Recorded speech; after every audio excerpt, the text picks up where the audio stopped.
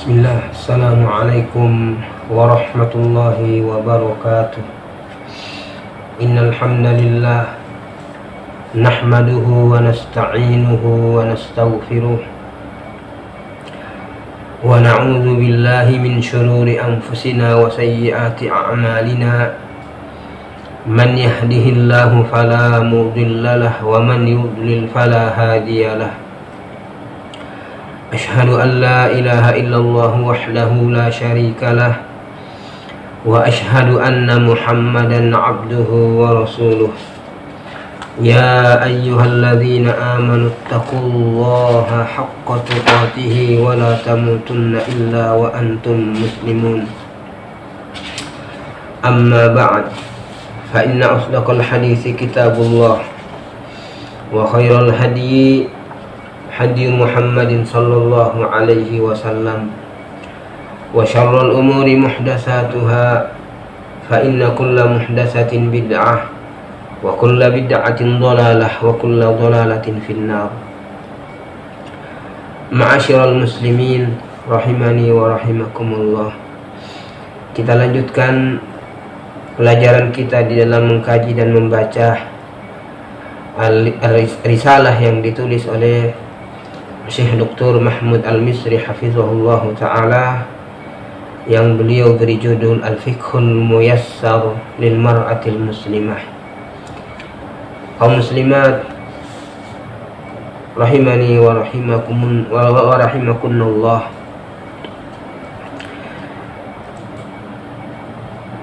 Masih dalam pembahasan tentang masalah sholat, dan kita akan membahas tentang masalah kewajiban-kewajiban sholat, yakni ucapan atau bacaan serta perbuatan yang wajib untuk dilakukan di dalam sholat. Perbedaannya dengan rukun sholat.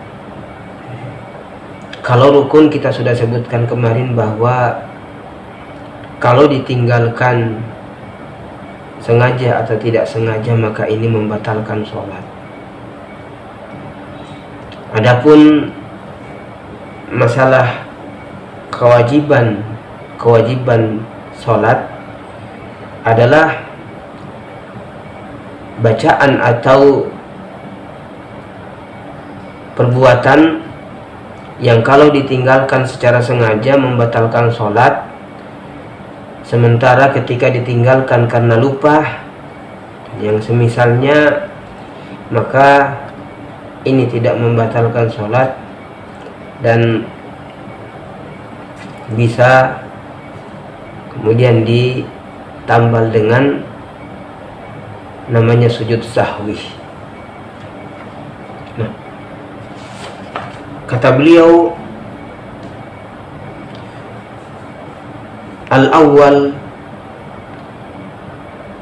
takbiratul intiqal. Ini kewajiban yang pertama atau hal yang wajib untuk dibaca adalah takbir untuk perpindahan dari rukun yang satu ke rukun yang setelahnya.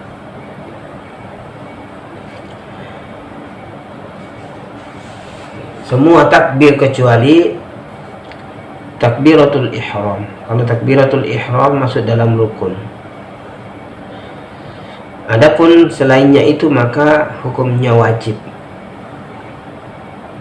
Ini berdasarkan hadisnya Abdullah bin Mas'ud radhiyallahu anhu. Beliau mengatakan, ra'aitun nabiyya sallallahu alaihi wasallam yukabbiru fi kulli raf'in wa khafdin wa qiyamin wa qu'udin. Hadis diriwayatkan oleh Al-Imam An-Nasa'i rahimahullahu ta'ala. Abdullah bin Mas'ud radhiyallahu anhu mengatakan, aku telah melihat Nabi sallallahu alaihi wasallam bertakbir pada setiap beliau bangkit dan mengangkat dan merunduk. dan setiap kali beliau bangun dan duduk. Hal ini dilakukan oleh Nabi Shallallahu Alaihi Wasallam terus menerus, ya, sehingga para ulama mengatakan bahwa takbir perpindahan dari rukun yang satu ke rukun yang berikutnya ini adalah merupakan hal yang diperintahkan untuk dilakukan. Ini hukumnya wajib karena Nabi Shallallahu Alaihi Wasallam bersabda, "Shallu kama ra'aitumuni usolli." Salatlah kalian sebagaimana kalian menyaksikan aku sholat. Nah, ini yang pertama jamaah sekalian. Kewajiban yang kedua kata Syekh Mahmud Al-Misri As-Sani, qaulu sami Allahu liman hamidah Rabbana walakal hamdu. Jadi bacaan sami Allahu liman hamidah kata beliau lil imami wal munfarid, untuk imam dan untuk orang yang sholat sendiri. Bagaimana dengan makmum? Kalau melihat dari zahir apa yang dinukilkan oleh penulis risalah ini, maka beliau di antara yang berpendapat bahwa untuk makmum tidak wajib. Tetapi ada pendapat lain dari kalangan para ulama yang mengatakan bahwa makmum juga mengucapkan sami Allahu liman hamidah seperti imam. Nah, sekali lagi bahwa penulis risalah ini mengatakan bahwa ucapan atau bacaan sami Allahu liman hamidah untuk atau berlaku wajib bagi imam dan orang yang sholat sendiri. Adapun orang yang menjadi makmum maka tidak diwajibkan. Kemudian beliau menukilkan hadisnya Abu Hurairah radhiyallahu anhu, di mana beliau mengatakan kana Rasulullah sallallahu alaihi wasallam yukabbiru hina yaqumu ila shalah. Nabi sallallahu alaihi wasallam bertakbir ya, ketika berdiri untuk sholat. Summa yukabbiru hina yarka, kemudian beliau takbir ketika ruku. Summa yaqul, kemudian beliau mengatakan atau membaca sami Allahu liman hamidah hina yarfa' sulbahu minar rak'ah. Beliau membaca sami Allahu liman hamidah ketika beliau mengangkat tulang punggungnya dari ruku. Summa yaqul, kemudian beliau mengucapkan wa huwa qaim, dalam keadaan beliau berdiri, Rabbana walakal hamdu. Nah, ini dalil yang menjadi landasan bahwa seorang imam diwajibkan untuk membaca sami Allahu liman hamidah, begitu juga bacaan Rabbana walakal hamdu. Nah, Rabbana walakal hamdu kata beliau hanya ini berlaku untuk makmum saja. Ya. Kata beliau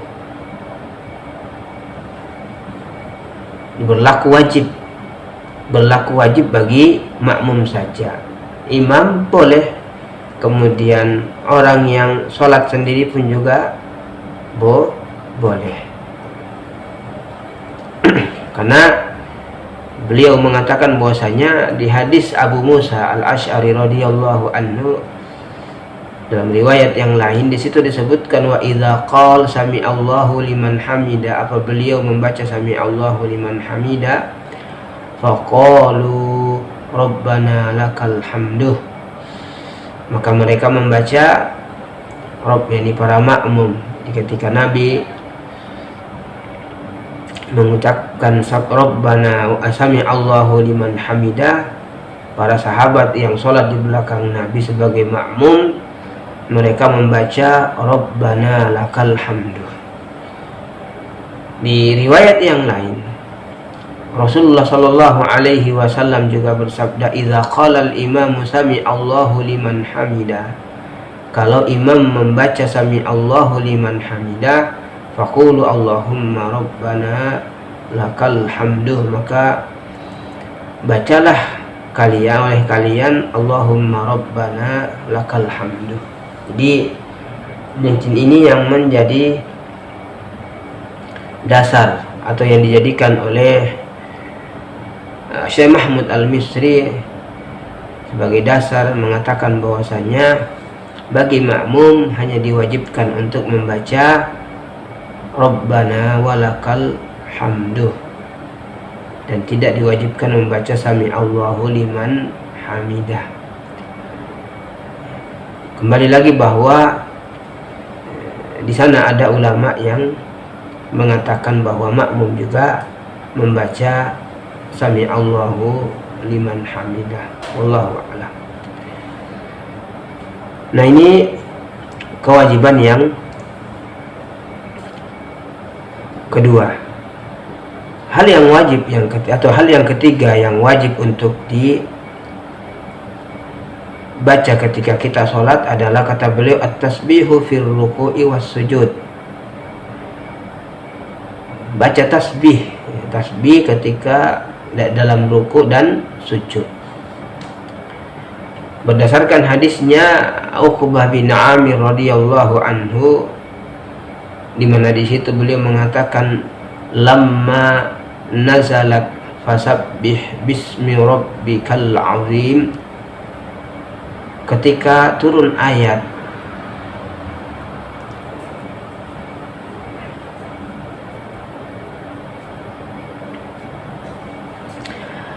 fasabbih bismi rabbikal azim, qala lana Rasulullah sallallahu alaihi wasallam, Rasulullah sallallahu alaihi wasallam berkata kepada kami, ij'aluha fi ruku'ikum, jadikanlah dia di dalam ruku' kalian. Falamma nazalat sabbih isma rabbikal a'la, tatkala turun ayat sabbih isma rabbikal a'la, qal, maka Nabi mengatakan, ij'aluha fi sujudikum, jadikanlah dia di dalam sujud kalian. Jadikanlah dia di dalam sujud kalian. Ini kita diperintahkan untuk membaca tasbih ketika kita rukuk dan sujud. Lafaz tasbih tersebut sudah diajarkan kepada kita oleh Nabi sallallahu alaihi wasallam sebagaimana yang termaktub di dalam hadisnya Hudzaifah ibn Yaman radhiyallahu anhu, di mana beliau mengatakan, kana Nabi sallallahu alaihi wasallam yaqul fi ruku'ihi, Nabi sallallahu alaihi wasallam membaca di dalam rukuknya subhana rabbiyal azim, dibaca subhana rabbiyal azim. Wa fi sujudihi subhana rabbiyal a'la, dalam sujudnya membaca subhana rabbiyal a'la. Nah, dan disunahkan untuk membacanya 3 kali. Jadi kalaupun membaca 1 kali maka itu juga sudah cukup. Tetapi kata beliau, wa tusannu ziyadatu fit tasbihi fis sujudi war ruku' ila salasin, disunnahkan menambah dalam tasbih dan dalam sujud dan ruku sampai 3 kali. Nah, ini adalah merupakan hal yang wajib untuk dibaca. Nah, yang keempat, kata beliau, at-tasyahhudul awal, tasyahud yang pertama. Jadi, kalau sholatnya 4 rakaat ini dan sholatnya 3 rakaat, maka ada 2 tasyahud dalam sholat. Maka tasyahud yang pertama ini dihukumi sebagai sesuatu yang wajib. Berdasarkan sabda Rasulullah sallallahu alaihi wasallam, di mana beliau mengatakan, "Idza qa'adtum fi kulli raka'ataini faqulu at-tahiyyatu lillah." Apabila kalian duduk pada setiap 2 rakaat, maka bacalah at-tahiyyatu lillah wassalawatu, dan seterusnya sampai kepada tasyahud atau bacaan tasyahud. Dan Nabi sallallahu alaihi wasallam tatkala melihat salah seorang sahabatnya yang salatnya belum benar, maka beliau mengajarinya seraya mengatakan, fa iza jalasta fi wasatis shalah fatma'innah waftarish fakhidhakal yusra thumma tashahhad. Apabila engkau duduk di pertengahan salat, maka tuma'ninalah dan iftirash. Ini iftirash, maksudnya duduk iftirash.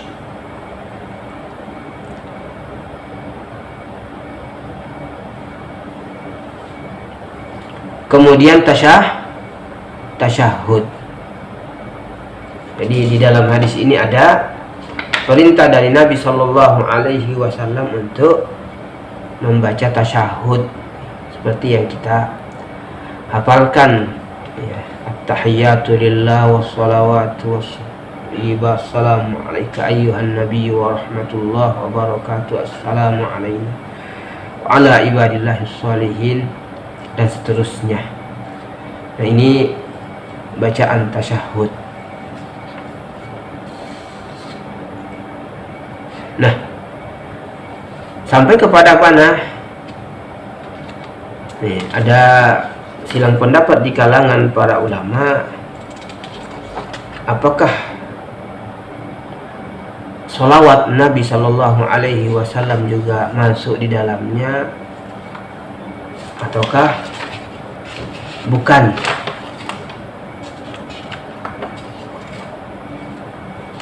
Ini ada silang pendapat di kalangan para ulama dalam masalah ini. Tapi seperti yang dipilih oleh Syekh Nasiruddin Al-Albani rahimahullahu ta'ala, bahwa dalam tasyahud awal juga membaca sholawat, bukan hanya pada tasyahud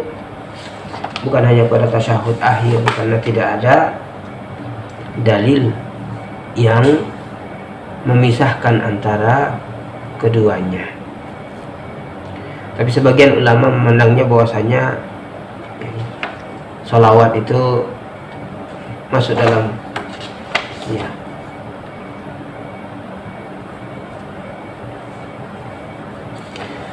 sunnah-sunnah sholat.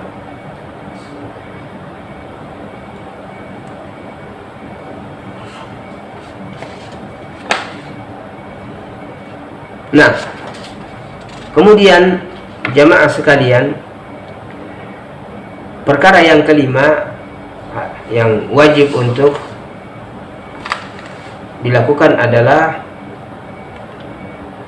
as-sutratu, ini menjadikan sutroh di depan orang yang sedang sholat. nih sutroh yang menjadi pembatas, sehingga kalau orang lewat di belakang sutroh tersebut di hadapan orang yang sholat, maka ini tidak mengapa. Nabi Shallallahu Alaihi Wasallam memerintahkan kita untuk menjadikan sutroh di hadapan kita tatkala kita sholat. Dalam sebuah hadis yang diriwayatkan oleh Al-Imam Ibnu Khuzaimah, Nabi Shallallahu Alaihi Wasallam bersabda, la tusalli illa ila sutroh, janganlah kalian sholat kecuali menghadap sutroh. Wala tada ahadan yamurru baina yadaik, dan jangan biarkan siapapun lewat di hadapanmu. Fa in aba faltuqatilhu fa inna ma'ahul qarin. Kalau dia enggan, yakni dia ngotot mau melewat, maka halangi. Ini halangi, karena sesungguhnya bersama dia ada qarin, ini ada setan yang bersama dia. Jadi ini hal yang perlu untuk kita perhatikan. Sebagian saudara-saudara kita tidak memperhatikan hal yang seperti ini. Dalam keadaan mungkin dan memungkinkan dia untuk sholat di depan dinding atau di belakang tiang misalnya, tapi dia memilih untuk sholat tanpa ada sutroh, sehingga orang pun lalu lalang di depannya. Padahal Nabi Shallallahu Alaihi Wasallam telah memerintahkan kita dan melarang kita untuk sholat kecuali menghadap sutroh. Ketika sholat jamaah, maka yang menjadi patokan adalah sutrohnya imam. Ya, menjadi sutrohnya adalah imam.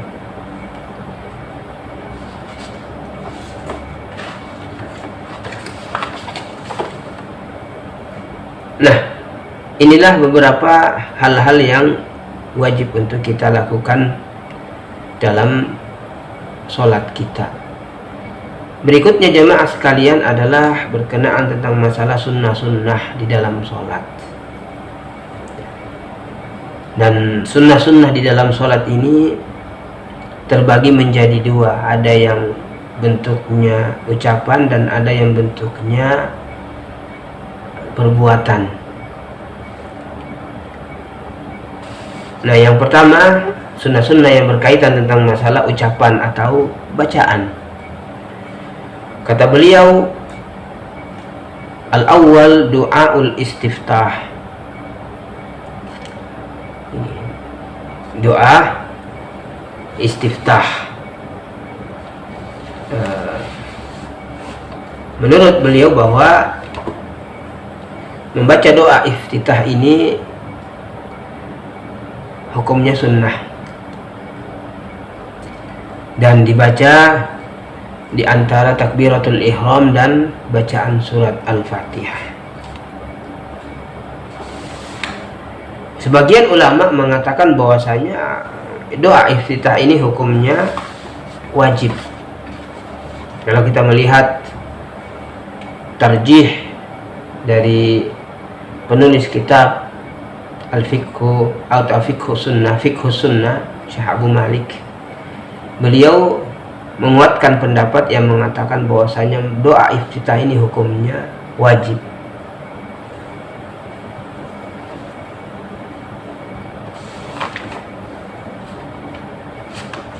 Baik dalam sholat sunnah maupun dalam sholat fardu. Beliau berpendapat bahwa hukumnya wajib. Berbeda dengan apa yang dipilih oleh Syekh Mahmud Al-Misri. Beliau mengatakan bahwasanya ini hukumnya sunnah, sehingga beliau menggolongkannya dalam sunnah-sunnah sholat. Dan ini berdasarkan hadisnya Abu Hurairah radhiyallahu anhu, di mana beliau mengatakan, kana Nabi sallallahu alaihi wasallam idza kabbara lis-salati sakata hunaihatan.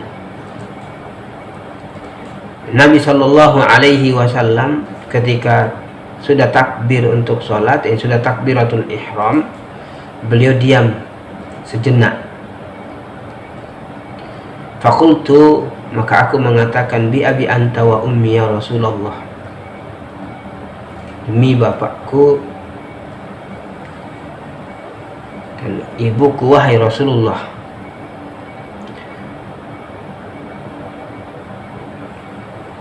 Ara'aita sukutaka bainat takbiri wal qira'ah ma taqul. Bagaimana dengan diammu antara takbir dan bacaan? Ini baca surat Al-Fatihah. Apa yang engkau baca? Ini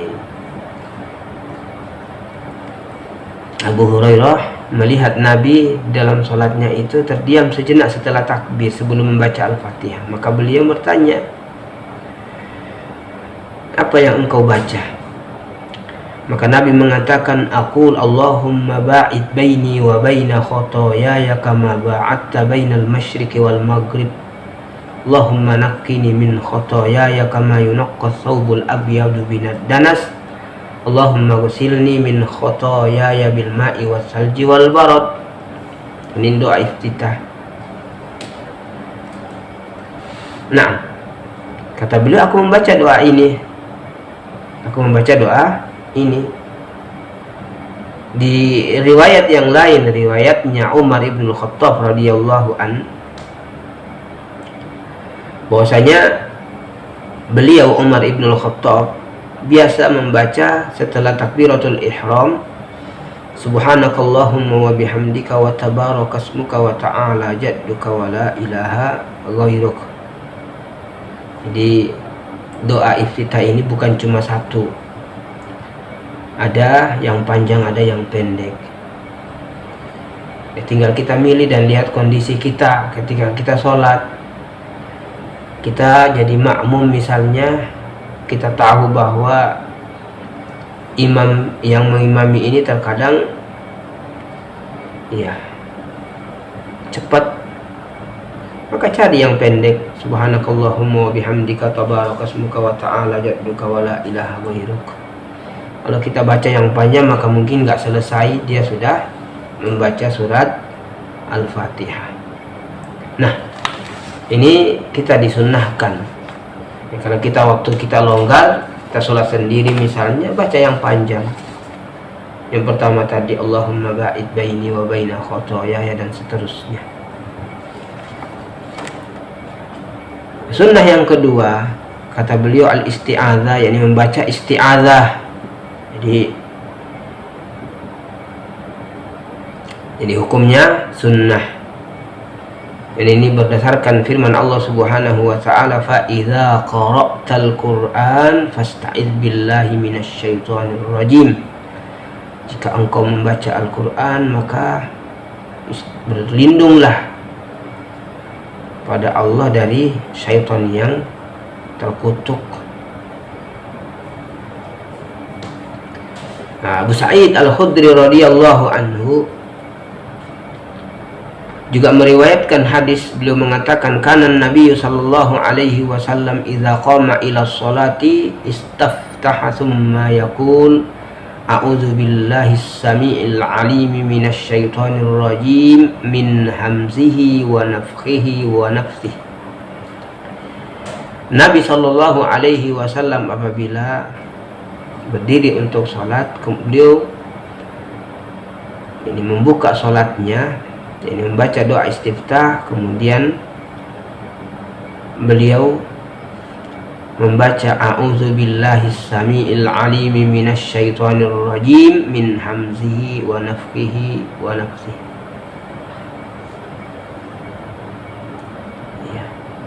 Atau membaca a'udzubillahis samiil alim minasyaitonir rajim, dan cukup. Ini yang biasa dibaca oleh Nabi sallallahu alaihi wasallam. Sunnah yang ketiga adalah, atau sunnah yang keempat, at-ta'min, yakni membaca amin. Ketika kapan? Ya ketika selesai membaca surat Al-Fatihah. Di hadis yang diriwayatkan oleh sahabat Abu Hurairah radhiyallahu anhu, di mana Rasulullah sallallahu alaihi wasallam bersabda, "Idza ammana al-imamu fa aminu, fa innahu man wafaqa ta'minuhu ta'minal malaikah, ghufira lahu ma taqaddama min dzambi." Nabi sallallahu alaihi wasallam bersabda, apabila imam mengucapkan amin, maka kalian ucapkanlah amin. Karena sesungguhnya barang siapa yang aminnya atau ucapan aminnya barengan dengan ucapan aminnya malaikat, maka diampuni dosanya yang telah lalu. Ini sebuah keutamaan ketika seseorang atau seorang makmum ucapan aminnya berbarengan dengan ucapan aminnya para malaikat. Ini para malaikat juga mengaminkan.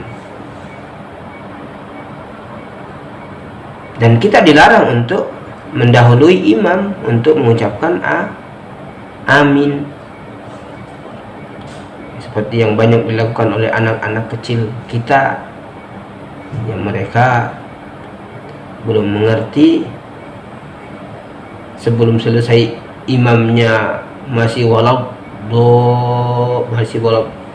itu sudah teriak amin gitu ya.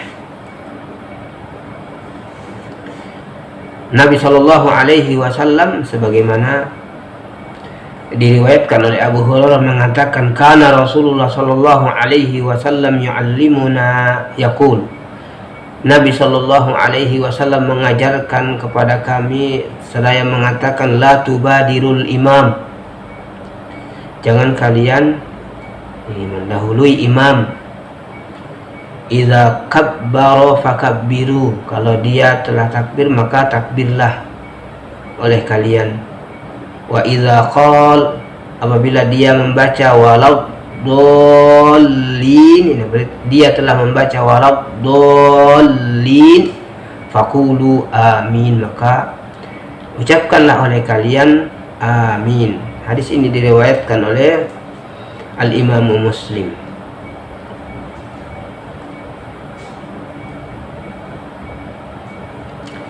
Jadi diperhatikan, jangan sampai kita mendahului aminnya di imam, atau jangan sampai membaca amin sebelum imam selesai membaca waladdallin. Nah, dan sebagaimana yang kita sebutkan tadi, bahwa orang yang aminnya atau ucapan aminnya barengan dengan ucapan aminnya malaikat, maka ada keutamaan yang dia dapatkan, yaitu pengampunan dosa. Oleh karena itulah orang-orang Yahudi itu hasad, tidak senang kepada kaum muslimin. Iya, hasad karena kaum muslimin mereka memiliki salam, assalamualaikum. Hasad karena mereka membaca amin di dalam sholat mereka. Nah,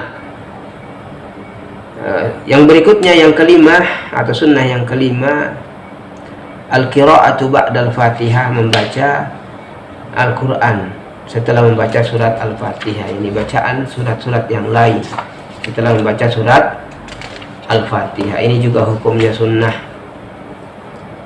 Kata beliau, yusannu qira'atu suratin ba'dal Fatihah fi raka'atainil ulayaini min kulli shalah. Jadi disunnahkan membaca surat setelah surat Al-Fatihah pada 2 rakaat yang pertama pada setiap sholat.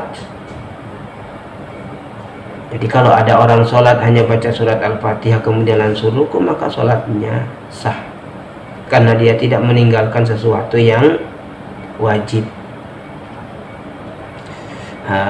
Abu Qatadah radhiyallahu anhu meriwayatkan bahwa Nabi sallallahu alaihi wasallam kana yaqra'u fil raka'atainil ulayaini min adh-dhuhri wal 'ashri bi Fatihatil kitab wa surah. Nabi sallallahu alaihi wasallam, bahwasanya Nabi sallallahu alaihi wasallam membaca pada 2 rakaat yang pertama dari sholat duhur dan sholat asar surat Al-Fatihah dan surat yang lain. Wa yusmi'unal ayata ahyanan, dan terkadang beliau memperdengarkan bacaan ayatnya.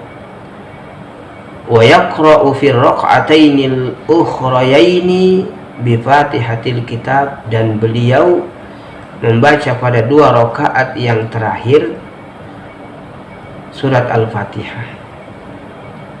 Jadi di rakaat yang ketiga dan keempat pada sholat zuhur dan asar beliau tidak membaca surat lagi, dia membaca surat Al-Fatihah saja. Adapun rakaat yang pertama dan kedua maka beliau membaca. Dari mana para sahabat tahu seperti Abu Qatadah? Ya, karena beliau terkadang memperdengarkan bacaannya pada sholat tersebut. Sunnah yang berikutnya yang ke-6 jamaah sekalian, kata beliau, az-zikru fir ruku'i bima ya'ti. Ya.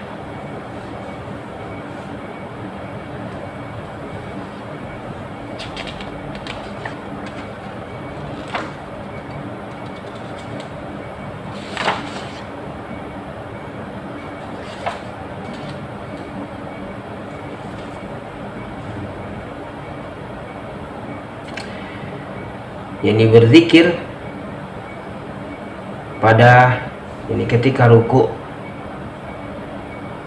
ya, membaca zikir sebagaimana yang datang dari Nabi sallallahu alaihi wasallam dalam hadis yang diriwayatkan oleh Al-Imam Muslim. Ini beliau biasa membaca Allahumma laka raka'tu wa laka aslamtu wa bika amantu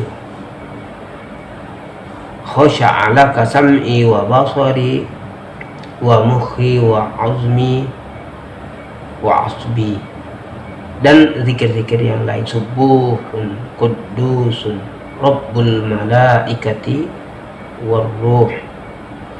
Nah, ini disunahkan untuk dibaca.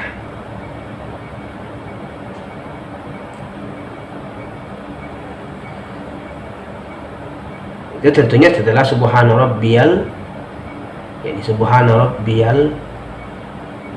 azim.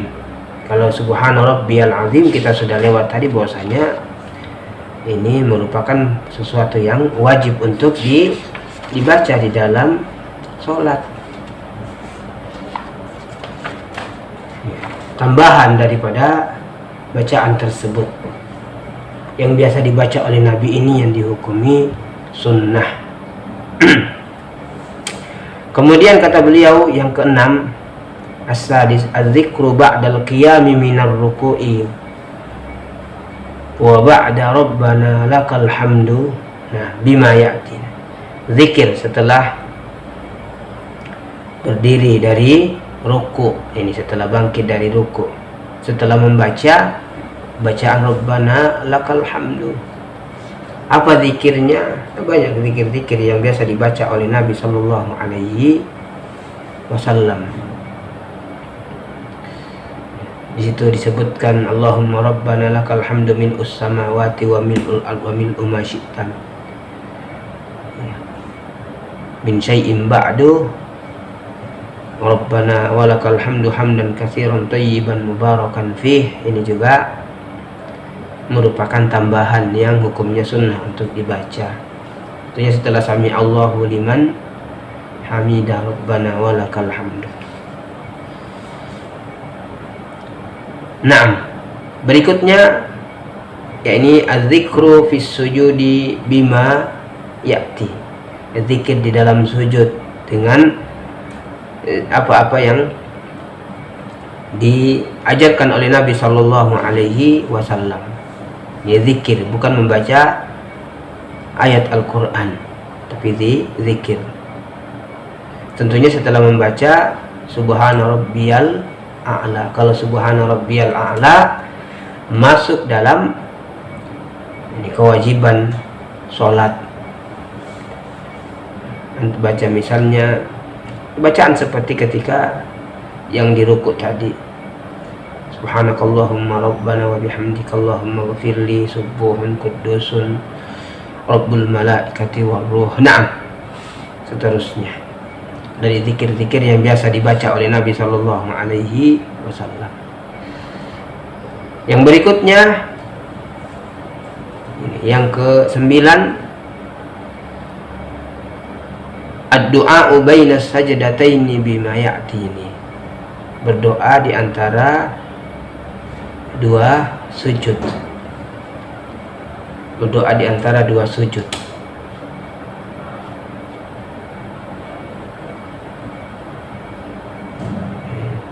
Duduk di antara dua sujud. Allahumma ghfirli warhamni wajburni wahdini warzuqni, atau yang pendek rabbi ghfirli.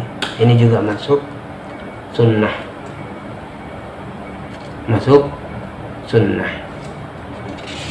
Dan yang ke-9 atau yang ke-10, beliau mengatakan as-salatu 'alan nabi ba'da tasyahhudil awal wal akhir. Membaca solawat pada Nabi sallallahu alaihi wasallam setelah tasyahud yang pertama dan tasyahud yang terakhir. Kita tadi sudah singgung bahwa sebagian ulama memasukkannya di dalam masalah wajib tentang masalah solawat. Tapi kalau pendapat yang dipilih oleh Syekh Mahmud Al-Misri bahwa hukumnya sunnah. Solawat yang dimaksud adalah Allahumma salli ala Muhammad. Ya. Solawat Ibrahimiyah yang kita biasa baca.